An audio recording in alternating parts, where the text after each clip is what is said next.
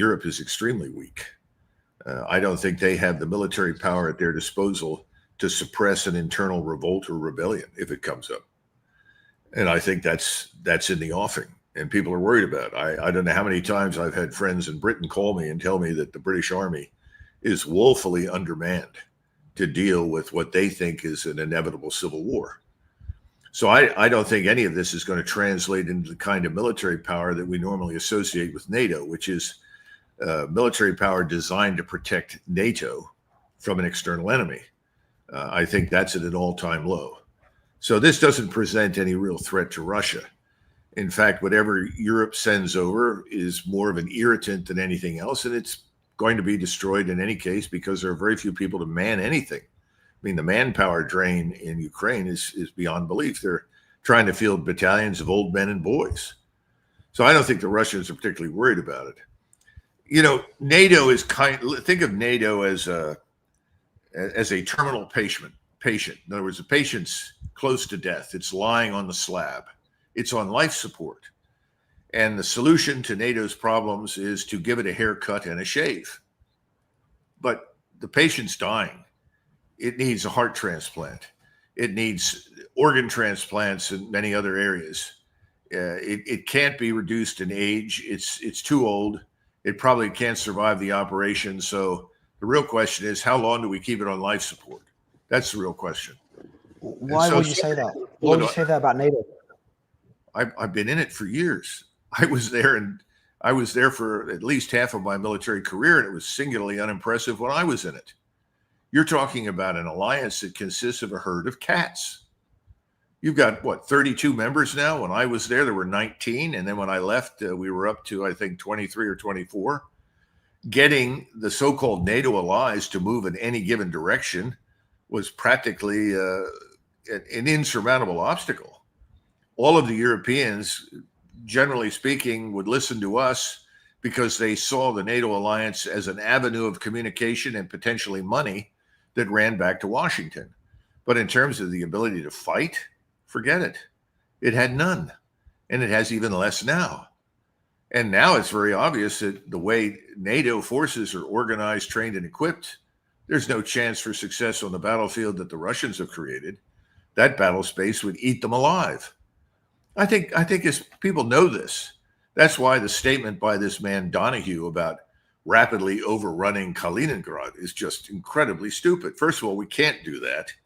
And if we were to do a thing like that, we'd be at war instantly overnight with Russia, since the Russians have held that for 80 years and they consider it sovereign national territory. I think we are substituting bombast, substituting arrogance for reality, for facts, for capability. It's a bad, bad move. How much credit do you give? I understand your stance, Colonel, but how much credit can you give Ukraine and the Western support for being able to sustain this war this long, for being able to push Russia out of all that territory around Kiev early in 2022 in northern Ukraine, and to be able to hold the line for so long? I understand they're losing. Most would agree that's the case, both militarily but also on the ground in terms of territory. But credit, do you believe credit is due for how hard Ukraine has fought and the military capabilities? I've spoken to a lot of people in Ukraine that invest in military tech there, and they're saying that military capabilities in Ukraine outpace many European countries, and Ukraine could become one of the big military players in Europe post-war if the peace agreement allows for that to happen. Well, you can't have a peace agreement that allows for that to happen. So you can forget that right off the bat. I, as a Russian, would never allow a thing like that to occur, any more than I would allow an army or an armed force to emerge in Mexico that is heavily trained and equipped by Russians and Chinese to attack the United States. Forget it. It's not going to happen. So what about giving credit? Well, first of all, I grew up with Ukrainians, and I know them very well. You're talking about some of the toughest human beings on the planet. These are very tough people and incredibly stubborn. They will fight you until there's nothing left, and that's what's happened. Their courage, their character, their strength has been misused in service to a United States strategy designed to ruin Russia. That's the great tragedy. They haven't been fighting for themselves, and most of the territory they're fighting for was never Ukrainian to begin with. This all go back over the last 500 years. It's ridiculous, the lines that are drawn. Crimea was Mongol, Turkic. In other words, it was part of the Crimean Khanate, which was subservient to the Turkish Sultan at the end. And then it became Russian.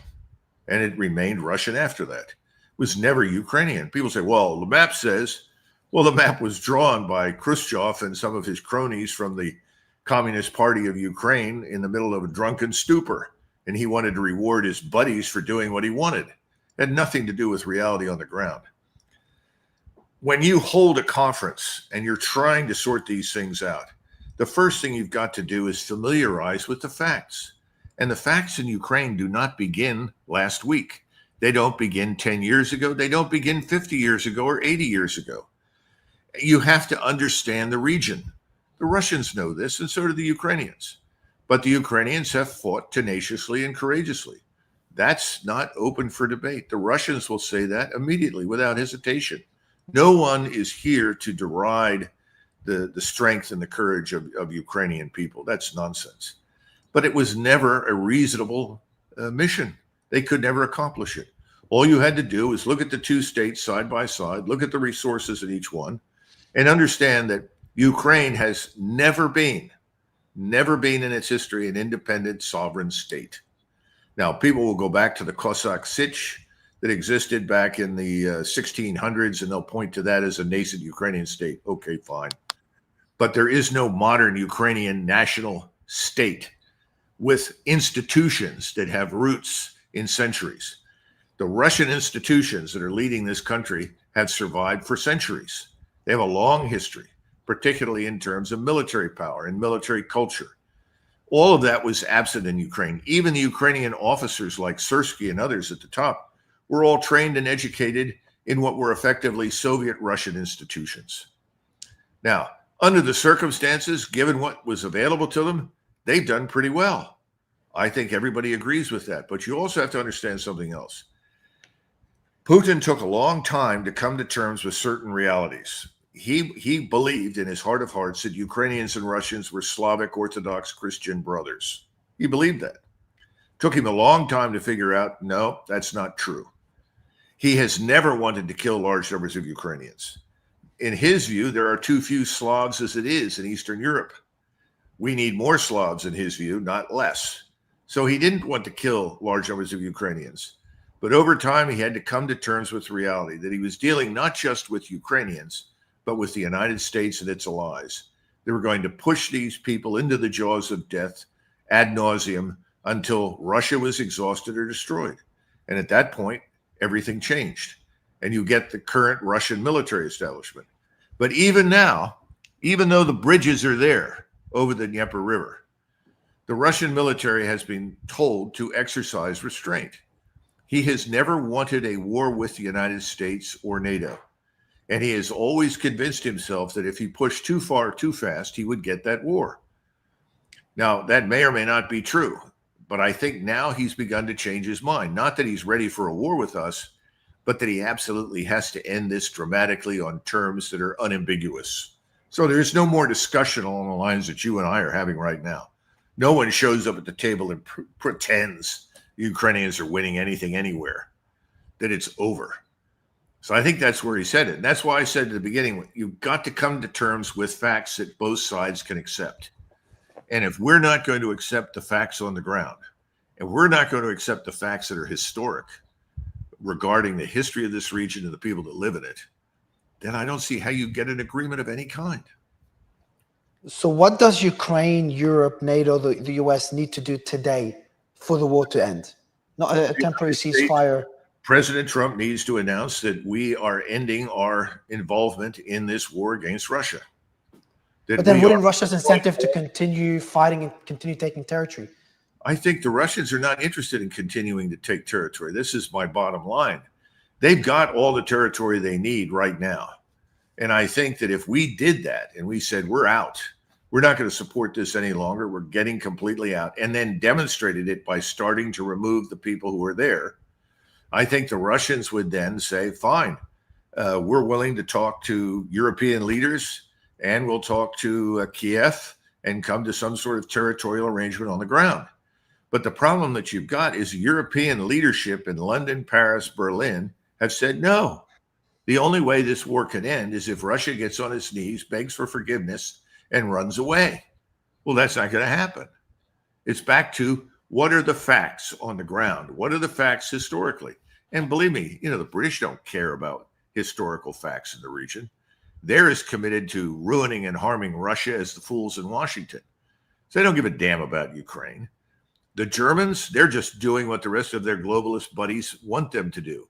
But if you got rid of the Berlin government and brought in somebody that was a national sovereign German government for a change, they would look at this and say, this is insane.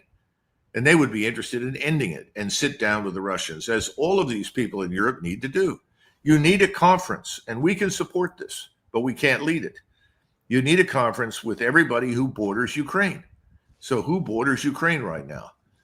I guess you could argue Lithuania, a small sliver, but I think it's primarily Poland, Slovakia, Hungary, Moldova, and Romania. We just saw a popularly elected government in Romania removed from power by the courts because the popularly elected leadership in Romania said we want to end the war. What more evidence do you want for what's happening? He also threatened to stop the development of the NATO base in Romania as well.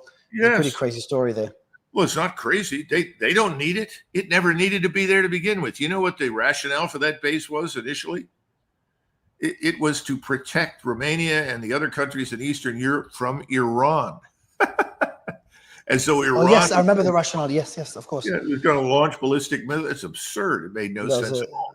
And when I was still on active duty and I was basically laughed at in a meeting, and I, in retrospect, I could understand why the people laughed, but I, of course, was thinking very differently.